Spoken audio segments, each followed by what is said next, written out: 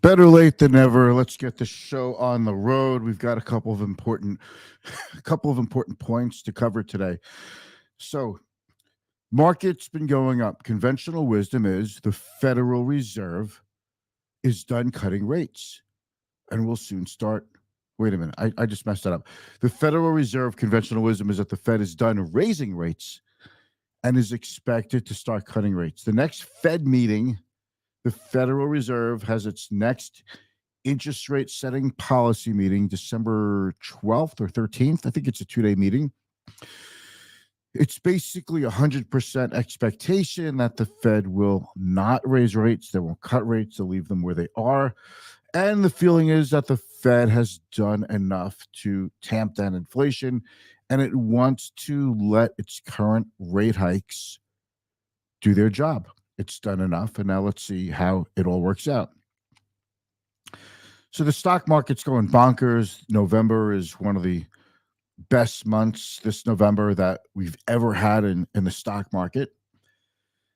And it's definitely one that tells you that there's a lesson to be learned. And that lesson is going to be said right after the video. And it's more important than how much the market is up. So just stick around. We'll be off in a couple of minutes. And I just want to share this important lesson with you. This is not just another financial news show. It's about perspective. Here we go.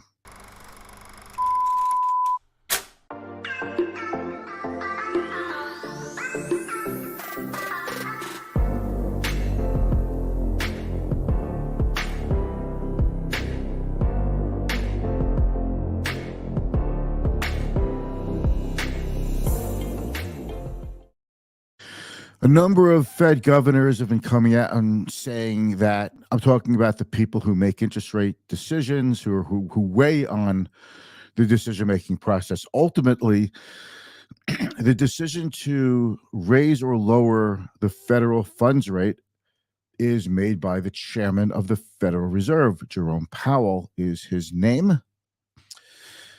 And he has final say over what interest rates should or should not do, up or down or flat. So a number of Fed governors who do sit on the Federal Open Markets Committee, that's the committee of governors, Fed governors, that actually get together every 6 weeks. And they talk about the economy, what they expect, what they think inflation could do, what they see in the labor front, what their contacts are in their district, because each Fed governor is part of a district, the New York district, the Philadelphia district, the San Francisco or the Dallas district, et cetera. There's 12, I think there's 12 branches of the Federal Reserve, and then there's the main headquarters in Washington, D.C. The New York Fed governor is always on the FOMC, and the rest of them, usually there's about 5 or 6 of them on it, they rotate. In any event, a number of governors have come out and said that they think we're done raising rates. That has already been the current feeling for investors, but this just added more fodder, more I don't know, what would you say, more oomph, more fuel to the rally, right? So we're in full rally mode. Does it mean that inflation has changed in the last 4 weeks? Does it mean that anything much has changed? Well, actually, a little bit. Inflation has come down. The labor market has not gotten weak. Not as strong as it was, but it's still pretty good. And that should be enough to take pressure off the Fed. I think investors would be happy with the market, with interest rates to stay where they are, even if it goes on for a little bit longer than they expect. In any event, there's nothing really to stop this rally right now. There's a lot of momentum. There's momentum for a few reasons. The first one is investors got too negative August, September, and October, 3 down months in a row. And now they're playing catch up. And now they've gotten too heavy into cash. They have to get back into the market. It's actually been a pretty good year with the S&P 500 up close to 20% this year, 15%. I mean, it's a good year. And if you've been negative and sitting on cash this whole time, it means you're lagging your benchmark. You're lagging your peers. So this is a game of catch up where large investors have to put their money to work into the market, at least make it look like they've been invested, even if it's not, even if it's too late for their returns to catch up. But if you do want to catch up to the benchmarks and you want to supercharge your gains for the next couple of weeks, you actually have to buy the biggest winners of the year because everybody else is playing the same game. So if we're all playing the same game and buying the same couple of stocks, we're all going to be in it together and make these stocks go up. Sounds like market manipulation, but it's not. It's just we know, we have a feeling how others are going to act. It doesn't mean you have to have collusion and get together with other managers and decide that this is going to happen. By the way, you can't invest directly into an index, but you can invest into a security that tracks or mimics an index. So there's a big catch-up trade on the part of investors who've gotten too negative, too bearish. And a lot of the bearish calls didn't happen. The war in the Middle East, Hamas and Israel, did it spill over into oil-producing nations? No.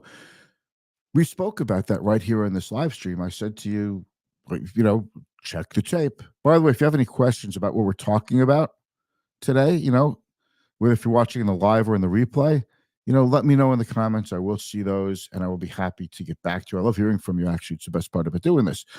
But we talked about that. No one's going to step in and involve themselves in this war any more than they have. Nobody wants it. Nobody wants to ruin their economy. Nobody wants to upset the oil apple cart.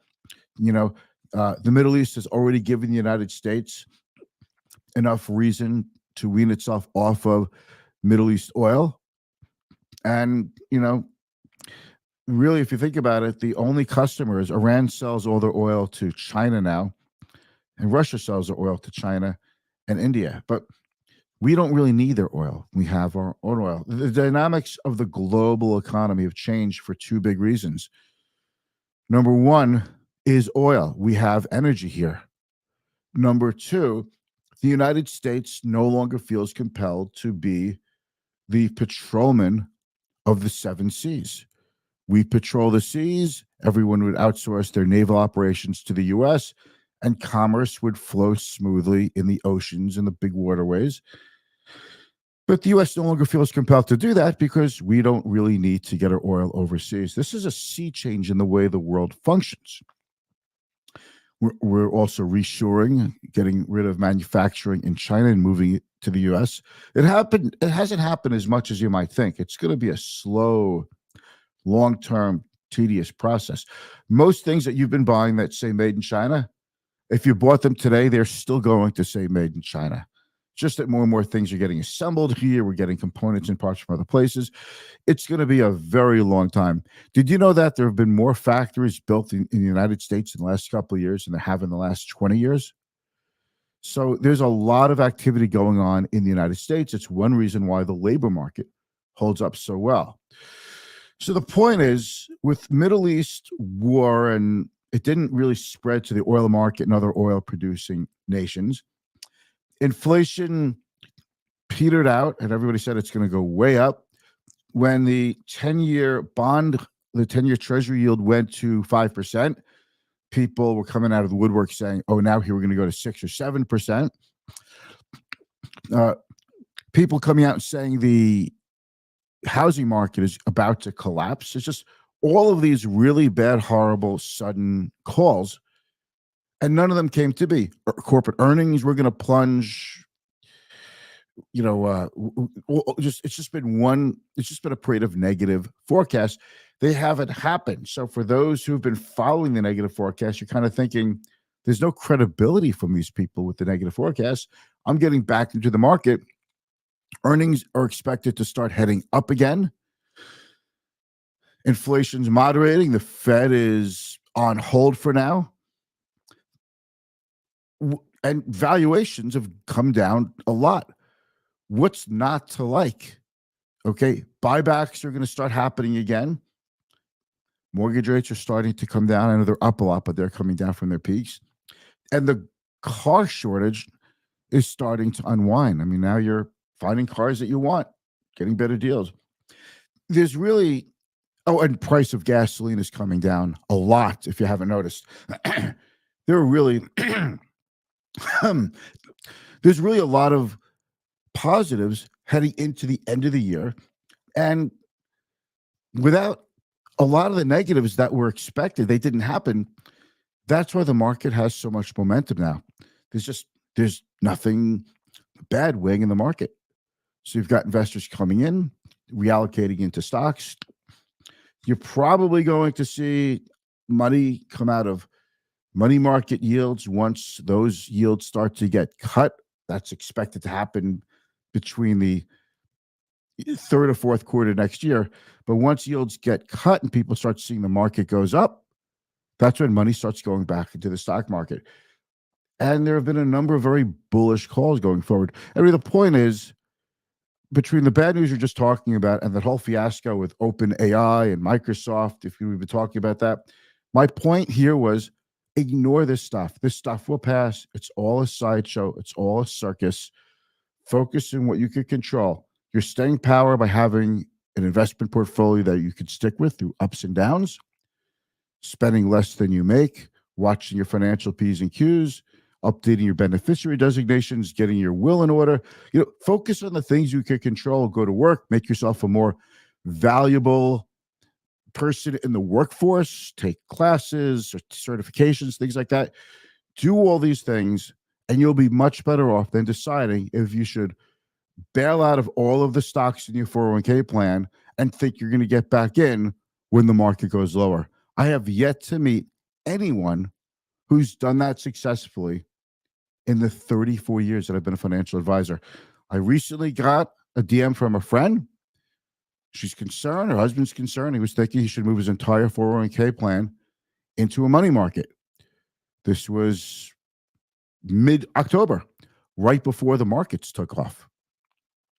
And this is why we say don't make hasty decisions. And if you miss a good month like this and you bailed out before this rally of this month, you probably locked in a lot of losses, and you may have potentially given up years of potential gains by making a hasty decision. Now, if you're invested too aggressively that you get spooked out when the market goes down, there's something you could do about that. If you're just the type of person you can't accept any risk, and every time the market goes down, you sell, and it takes a very long time for you to get comfortable with the market, years of the market going up for you to get involved in the market, well, maybe the stock market's not for you. But just know the risk is you're accepting inflation eating away at your buying power. This is why we don't just put all our money in a savings account, because a savings account will deteriorate typically faster than the inflation rate. Stocks, on the other hand, have historically grown more than the inflation rate, albeit with a lot more volatility. Volatility is less of a factor when you're a long-term investor. And even if you're retired, you still have a portion of your assets invested because part of you knows you could still be investing for the long term. If you retire at 65 or 70, there's a good chance you could live till past 90. So you still have a long ways to go. Anyway, that's the lesson here. You just have to tough it out. Don't make moves. Don't let short-term news push you off of your long-term plans. That's the lesson. Have a great day.